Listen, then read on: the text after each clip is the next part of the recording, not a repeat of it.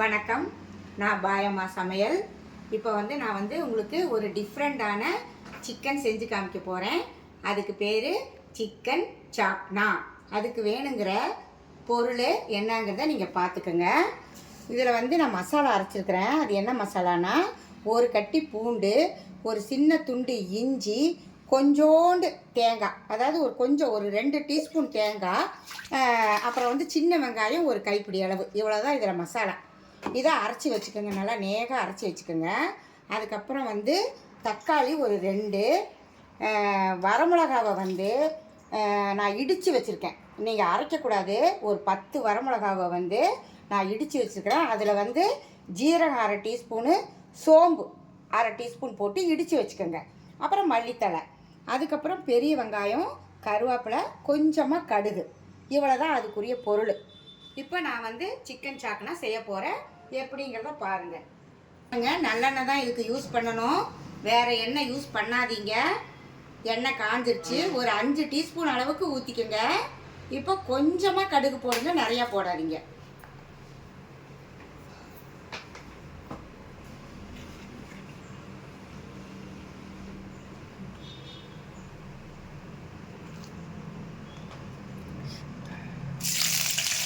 கருவேப்பிலை போட்டுக்கோங்க.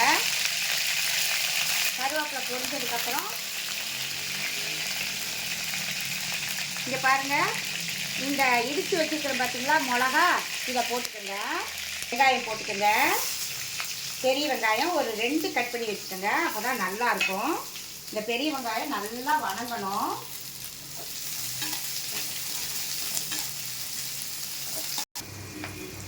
இப்போ வெங்காயம் வணங்கிடுச்சு.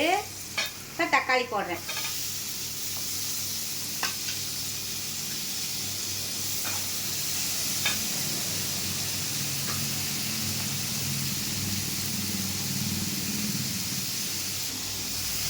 மஞ்சத்தூள் இந்த டைமில் போட்டுக்கோங்க.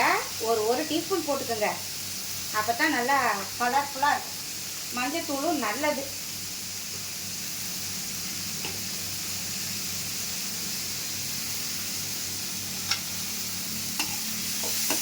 இதையும் நல்லா வணக்கிக்கோங்க. நல்லா வணங்கினதுக்கப்புறம் தான் நீங்கள் அந்த மசாலாவை போடணும்.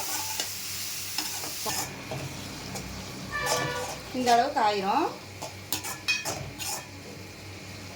நல்லா நசுக்கி விட்டுக்கோங்க. வேகலினா கூட நல்லா கனிஞ்ச பழமாக வாங்கிக்கோங்க தக்காளி, அப்போ நல்லா ரெடிஸாக நல்லா இருக்கும்.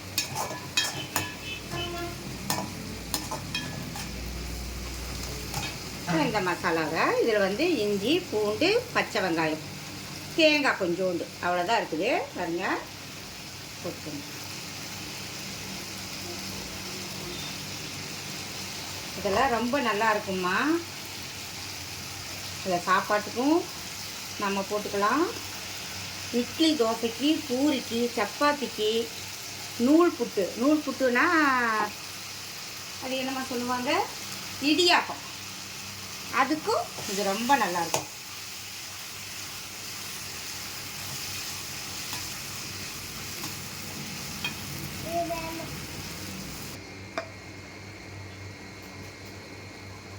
இப்போது இங்கே பாருங்கள், இந்த டீஸ்பூன் போடுறேன். சின்ன டீஸ்பூனாக எடுத்துக்கோங்க. மல்லித்தூள் கொஞ்சம் பார்த்து போட்டுக்கோங்க. 2, 3,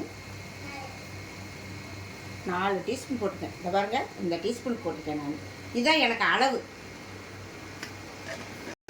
இந்த மாதிரி ஆயிடணுங்க. நல்லா பச்சை வாசம் பூரா போயிடணும். நல்லா அப்படியே கிரேவி பதத்துக்கு வந்துடணும். அதுக்கப்புறம் இதுக்கு பேர் தான், அதனால தான் இதுக்கு பேர் சாப்னா. இப்போ நான் 3/4 கிலோ கறி எடுத்துருக்கேன். சின்ன சின்ன பீஸாக சில்லிக்கு மாதிரி வெட்டிக்கங்க. இந்த மாதிரி இதை இப்போ நான் போட போகிறேன். இதை நல்லா தண்ணியே ஊற்றாமல் ஃபஸ்ட்டு நீங்கள் நல்லா இதை வணக்கிக்கங்க.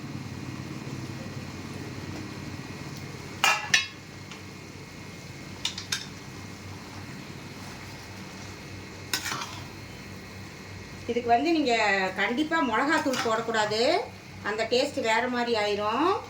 மிளகா மாத்திரம்தான் போடணும். அதுவும் தட்டி தான் போடணும், அரைக்கக்கூடாது. இப்போ இந்த டைமில் நீங்கள் கொஞ்சமாக கரம் மசாலா போட்டுக்கோங்க.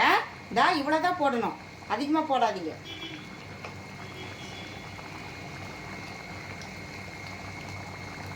அதுக்கப்புறம் மிளகுத்தூள் கொஞ்சம் போட்டுக்கோங்க. எல்லாமே இதெல்லாம் கடைசியில் போடணும். அதுக்கப்புறம் மல்லித்தழையை தூவிக்கங்க.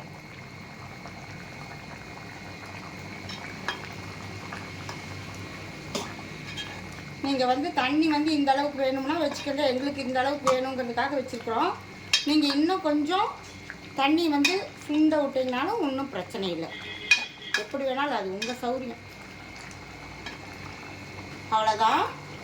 அவ்வளோ டேஸ்ட்டாக இருக்கும். இதை நீங்கள் செஞ்சு பார்த்துட்டு எனக்கு கமெண்ட் பண்ணுங்கள், லைக் பண்ணுங்கள், ஷேர் பண்ணுங்கள். தேங்க்யூ.